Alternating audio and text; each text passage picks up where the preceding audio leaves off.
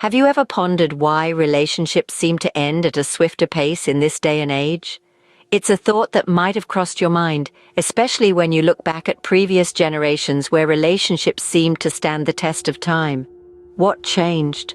Why does it seem like relationships in our generation are more ephemeral? In previous generations, relationships were generally perceived as a lifelong commitment. Once you entered a relationship, it was expected that you would stick with it and work through any issues that arose.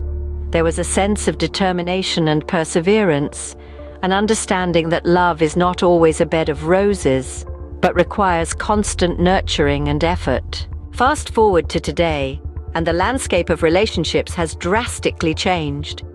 There's a greater emphasis on personal happiness and fulfillment. If a relationship is not serving those needs, it's often seen as better to end it rather than prolong the inevitable. The rise of technology, too, has played a significant role. With dating apps and social media, potential partners are merely a swipe or click away, making it easier to move on when things get tough. But is this swift exit strategy always the best course of action? That depends on the situation at hand. If you find yourself in a relationship that is emotionally or physically abusive, it's absolutely critical to prioritize your safety and well-being.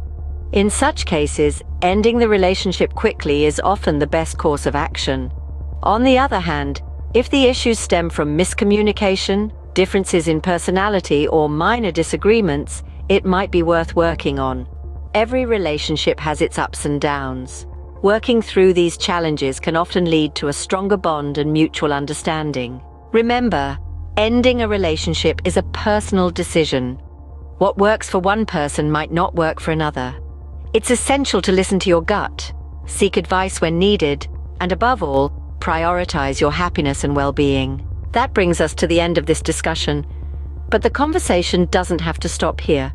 Have you ever found yourself in a situation where you had doubts about your relationship? How did you handle it?